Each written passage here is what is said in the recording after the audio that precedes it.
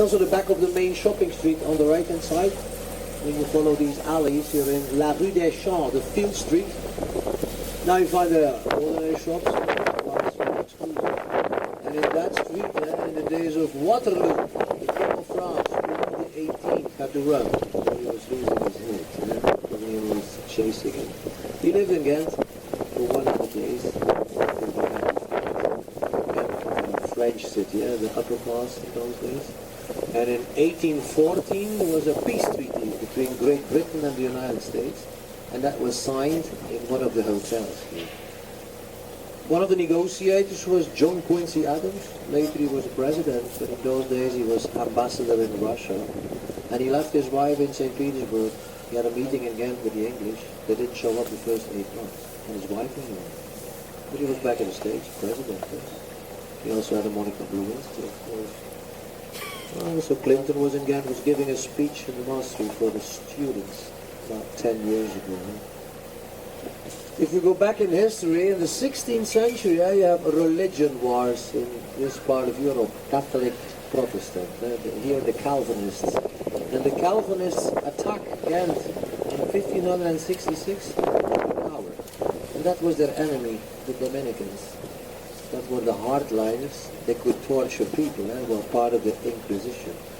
Dominicanis, the watchdogs of the Lord. The Calvinists threw the whole library into prison.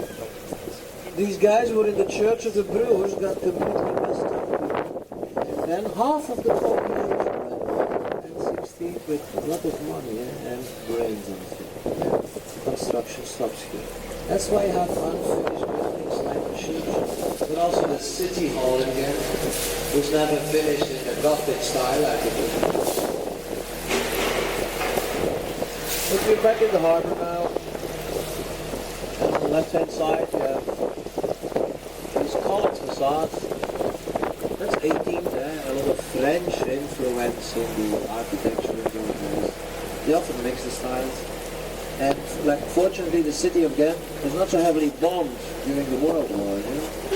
In some streets you have facades of 5 different centuries, also modern things. Gent's a living city, more than breweries, for example. Breweries is very nice, but stays medieval. It's a museum, closed at 6. Here it starts at 6. Small living city. And that's the 19th century, then you see a lot of neon style, and the neo-classical style things. And the hotel, it's very important, they only kept the facades. Most of the time it's a beer brewery, and it can be possible, most breweries were in this neighborhood, there were more than 80 breweries one day. But be careful with swans. Normally they are very loyal to each other.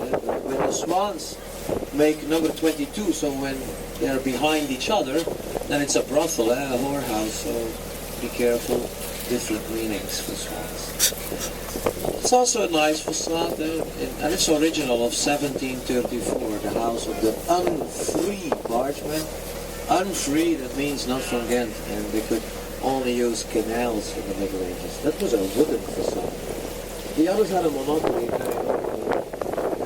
18th, they could afford the stone facade. We also had sailing ships, like colleagues.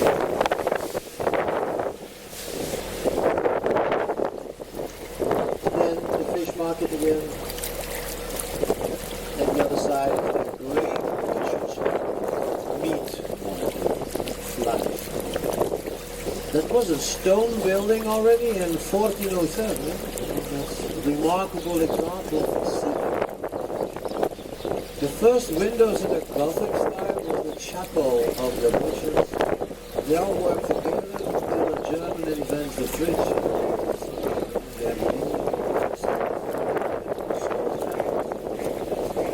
That was post. But nowadays you can buy regional products in the butcher's hall. You can walk through it. You can have a drink there. Sehr schön ist das originale Hutsquare. Once, the very first fish market was also on the right hand side. And we had 4 four little canals here. You can see traces of four canals, the arches. They went underneath here with a flat rock. We eat more fish than meat in the Middle Ages. It was cheap right? Now it's the opposite. The other fish market is only of ancestors. Because we have a tramway, they don't. It's with the hands. But they still function. Sometimes we have sailing ships. And they're open. Some famous cafes, like. You see, there's a very little one, Dreupel, called the Dreupel. That's when you're very cold. It's made of grain. Schnapps, we say Genève, and in English, gin, the Dutch gin. But the English word gin comes from Dutch. More than 200 different names. If you drink them all, you will. Alcoholism was a big problem in the 19th century. For 30, 40. And it's 1 for 40. Look at that. And here on the left is a very old neighborhood. You see these narrow streets, the alleys, the kleine gassen. It's the only neighborhood in Gent with medieval street pattern.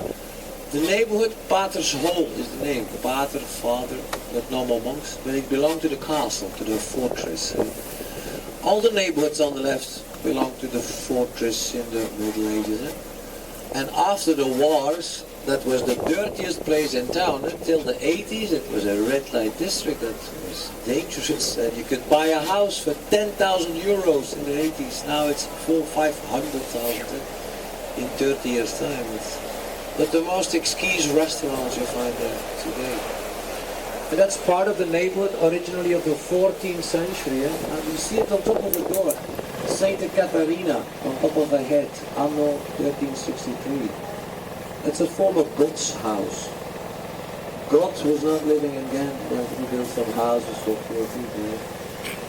Each guild in the Middle Ages had a God's house for the poor, the sick and the old ones. It's a forerunner of social security. But nowadays it's a museum of folklore and puppet theater. Most of the God's houses, and we also had 3 baconages, but it disappears in the 19th century. Then the industry came very fast. And you see the scenery changing now. Witnesses of the industrial age. First they mechanized cotton. Cotton came from the United States. The factory names were Louisiana, Texas, La Nouvelle-Orléans. And then later they mechanized linen, and for linen you need flax. It's also a plant, and flax grows along the borders of this river if you go to France. Flax needed to be in the water for some weeks to root it, but that gave an enormous smell, but also rust brown color. That's why they say the golden river, the bliss. But textile, that's all it was still 60s, 70s.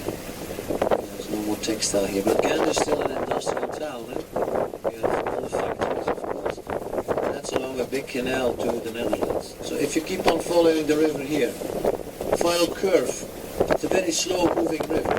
But then you have that waterloop, 2 levels, and then you can choose. You follow Schelde to Antwerp, or you take a canal to the Netherlands, and that was dug in 1828. And that's a big one for a big container ship.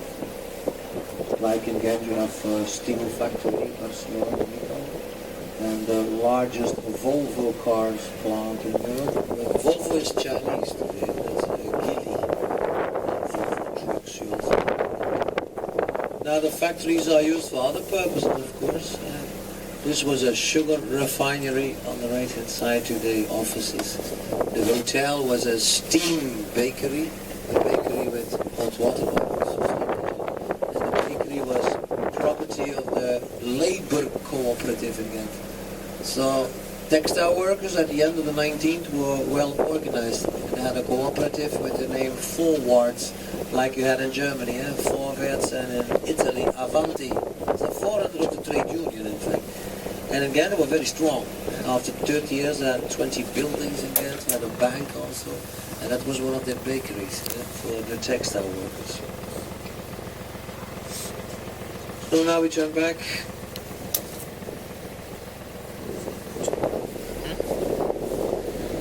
can also walk here, but these tracks were here before.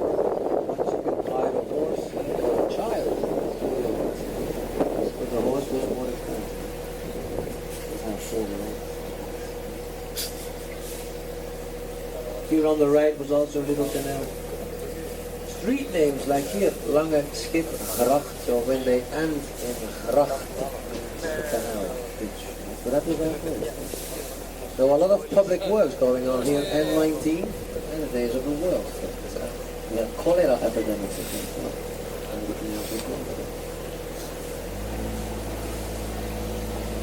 Now, they often compare Gent with Manchester in England, and that was the most important cotton city, textile city. And that has something to do with our first mayor. You have to imagine the days of Napoleon. And our mayor was in England because he wanted to buy machines. But the English said no, and he stole a spinning jenny, the machine to spin cotton, and he smuggled it to Hamburg, where his brother started to copy the machines. He was sentenced to death in England for industrial espionage, mayor of Gent. He was the mayor only 1 year. It was the 2 French, and all the prisoners in Gent had to work for the mayor. So the new prison was a factory, and after 1 year it was new. And then it goes back in business. Then he was bankrupt at the end of the day, and he dies in Paris. And he was dumped in a mass grave of Père Lachaise. It's a famous church. He was buried like a thief.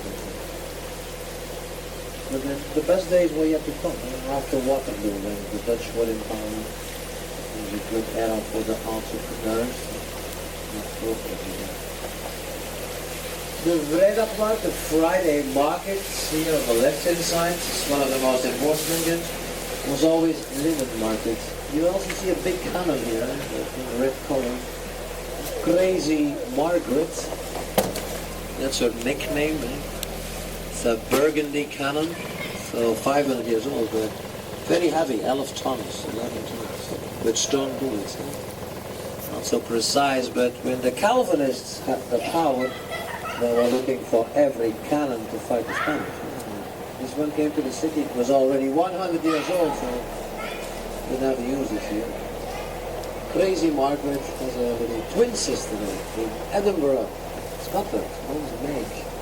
Most of the time, female nicknames.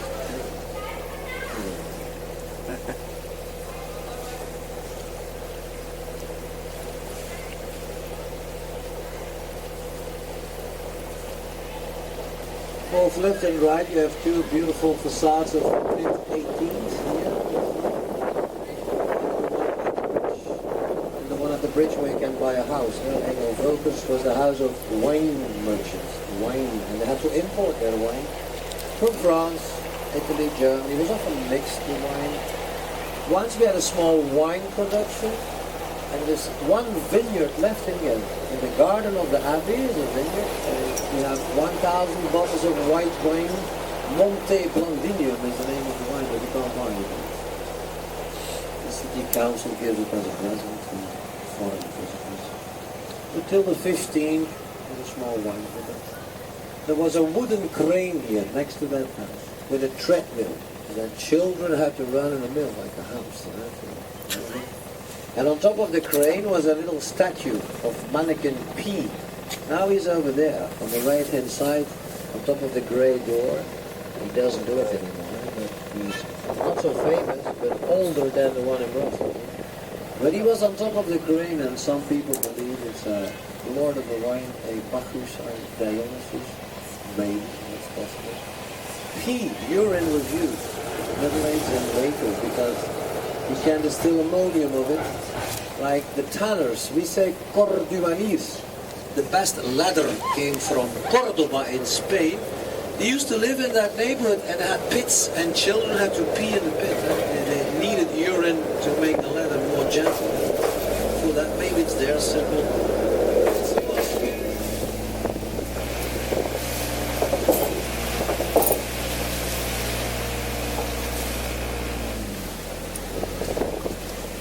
So in a moment we are on a little canal, and the leaflet. It doesn't exist anymore. Only on Gent you see parts of it. And in front of you is a city palace there, the Design Museum, decorative arts. It's a very nice collection. Sometimes you can smell on the canal. You, like, if it throws a new bridge, under the bridge is a sewer. In the river it's almost okay there. They have installed collectors. Almost sewage in the river. And it says the 90s. But here so far. It's only 1 meter. There's a bridge some years ago. Here only 1 meter. It's a new bridge for the restaurant. It's made of microfiber, so plastic. Made in Rotterdam.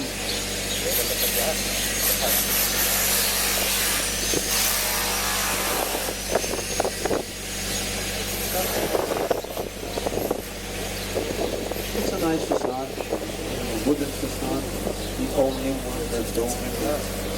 Once they used many colors, it's not so boring. Like this red was often in fashion. Also in combination with the green, but this is the ox blood red, sang de bœuf, famous color.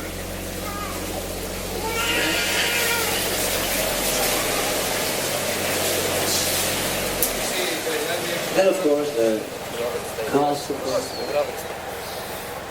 But they found the cottage to rebuild it also, because you have to imagine there were 2 factories in the fortress in the 19th. It was surrounded by houses, it was a big fire.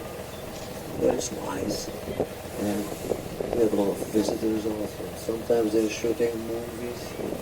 But the first time that it was built here was end of the 12th century. And the one who built it, Philip of Alsace, just came back from Syria. It was not so touristic over there like today, but not so far from Damas, on a hilltop. You have a castle that was very back of the Templars, Carthage. So he must have seen it. He made a copy again to control the rebellious town. But they went ever again. The Counts of Flanders, when they stay in the city, it was in the abbey. That's more to show their status, to show who's the boss. And the only ones who took it by force, people again themselves. Later it was the Supreme Court in the Flanders, 14th till 16th century, and that's why they have a collection torture appliances inside. And that's weird stuff, but they needed a confession. Very fast, I guess. And then it was used for coinage, mintage. They made money inside. And when you were caught in the Flanders as a counterfeiter, a forger of false money, that was death penalty always. The execution was on that little square in front of the fortress. It was a big kettle with boiling water, and the counterfeiter was sewed in a bag. And then he was cooked there, and he was sewed in a bag for practical reasons, because the belly burst too soon. That was the reason, in fact, that he was sewed in a bag. Crazy days. You know that bird on the nest on the right? That's a couple of crested grebes, hobbeltoken. We say food, but they only eat fish, eat birds. What birds? They can't fly. Always fish. You have to fly. That's the food.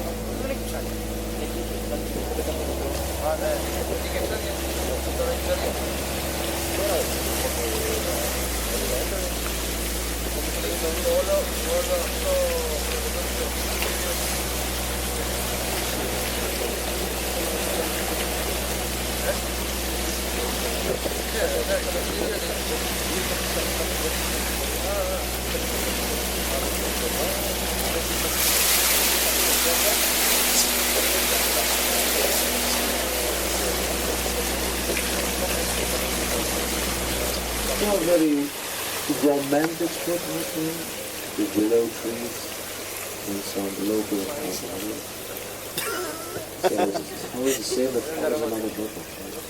Here was a little harbor once, and you could turn the boat. It was a bit larger in those days. But the name of the neighborhood is Prince's Court. So there was a Burgundy castle once, Burgundy castle with more than 300 rooms, but it disappears. 17th, 18th, disappears, and then you will see it along the canal. They also built factories. But now it's a residential area, so quite pricey to buy something. Same kind of houses, but there are only 11. And in the 18th century there was 600. You see the hole in the keyhole, there's a little canal that runs through. And on the wall you have there a symbol, the heart with 2 arrows. Also a mendicant one. A lot of good teachers once. Known for their beer also. You can taste it in Gent. It's not brewed in Gent, but they have royalties. But in the days of the French, they lost a lot of their paintings. Everything was stolen. In the days of Napoleon, it was a soldier's hospital and the monastery. And then many things were stolen. And later it burns down. In 1838 burns down. But they could say the library. It's one of the most beautiful libraries in the Flanders. Still have it. Quite nice. So you see on the left, first industry again. And once in this castle, a very famous man was born, Emperor Charles V, Kaiser Karl V. That was in 1500. We didn't like him, but we have commemorated that wonderful fact in the year 2000. So this little bridge was built for the UK, with 4 statues. It's the bridge of imperial pleasures, the pleasures of Charles V. Women, of course, and wine, I guess. But you see him there making love under the cow. It's a true story. He was King of Spain, but only 16 years old, and he didn't know the language. He was living in the Flanders fighting his nephew, the King of France. François Ier was 15 years old, was attacking us all the time. And he had a girlfriend in the city of Oudenaarde, not so far from Gent. And it was a teenage pregnancy. 9 months later, his first daughter was born, Margaretha. And she had to marry with the Duke of Parma. That was the Duchess in the Netherlands. The Stadhilterin was not with his proper wife. He needed that child. That was one of his pleasures. His coat of arms, you can also see on the left. The 2 poles at the sides of the coat of arms, that's a symbolic representation of Gibraltar. That's the Strait of Gibraltar. And for the Spanish, that was the end of the world, before 1500. Nec plus ultra, till here, or just before of the earth. But he changes in plus ultra, always more, always further. Wow, Mexico, Peru were discovered in his name. But here it's more beer, more wine, and more women, of course. Pleasures of Charles V. It's like Juan Carlos, when he's not shooting elephants, he's also shooting Flemish rabbits. He has a daughter in the Flanders, but she could prove it, and now you have DNA tests. Makes it more difficult to ignore, of course, those kings. Service flats on the right-hand side for senior people. But here's a lot of construction going on. You see a bit further, very exclusive apartments. Not living yet.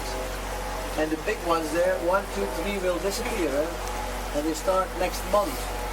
The one on the left there is already empty. Nobody's living there since 2 months now. But they keep it for police and fire brigade. They want to exercise there.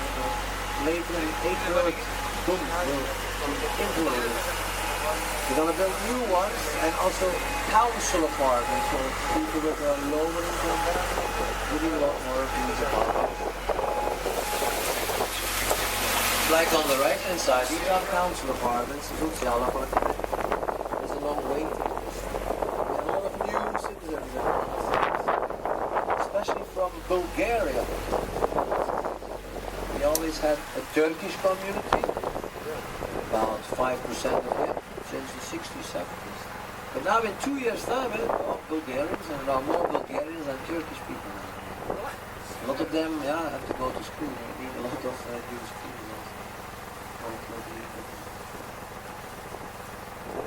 Well, when the towers will be gone, you have a nicer view on the gate. That's the only city gate that has the wall and the gates disappear in 1860. In that year, I had to pay full money just to enter the city. And then only then the industry goes out of the center. But we had a lot of factories in the 20s within the city center. The name of the gate is Rabot. That's a French word, but it means waterlock, Schleusen. Very primitive. Before Da Vinci, but you had 3 different water levels in Gent Center. So that was to control it. And west of Gent and northwest, very low terrains.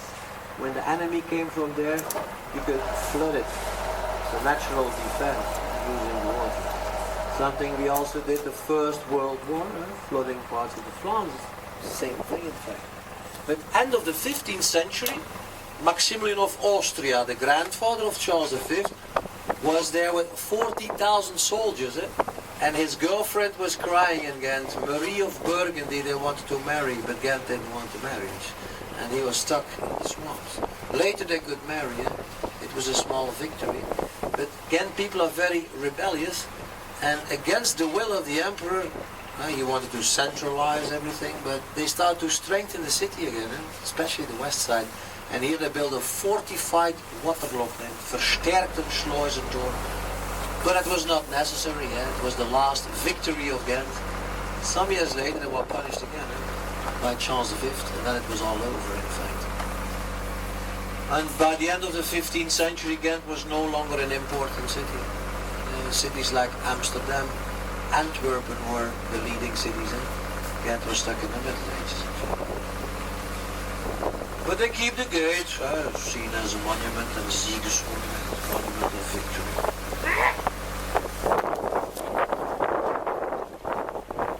So Charles V, in 1540, he was in Spain, but Ghent didn't want to pay the taxes. So he took his horse, and in 3 weeks' time he was in Ghent. And he was not alone. And in Ghent, 15 people were just chopped off their heads. And he wrote a new constitution for the city. The middle class in those days, the guilds, they lost everything. Also their political power. But that was not so bad, it was a mafia. They couldn't compete anymore against those cities in the north who were stuck in the Middle Ages. So that was not so bad what he did. The names of those who were chopped off the heads is in the gate. The only visible remainings of the castle, that's just the gate. And most important, people in Ghent had to wear a strikkerende, like a noose around the neck, like the statue. See there? And they had to kneel down and had to ask for pity. And since that day in Ghent they have a nickname, a spitsnaam, striktreger, stroppy, hangman. It means that they are very stubborn. But you will see the news on many occasions in Ghent. Like during the festival in July. We have news beer and news sausages. It's not so humiliating anymore. Food for commerce also. In Spain they call them Pablos Romero.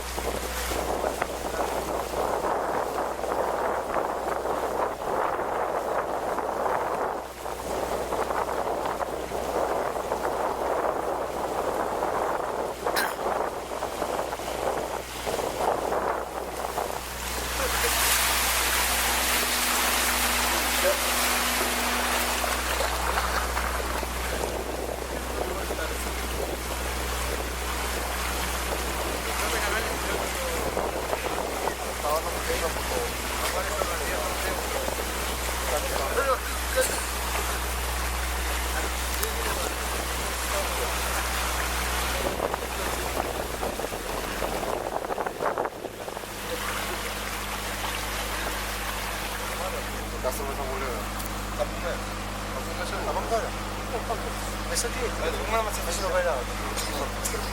Μέρα που αφήσεις από εκεί πέρα στο βάλω. Τι έχει.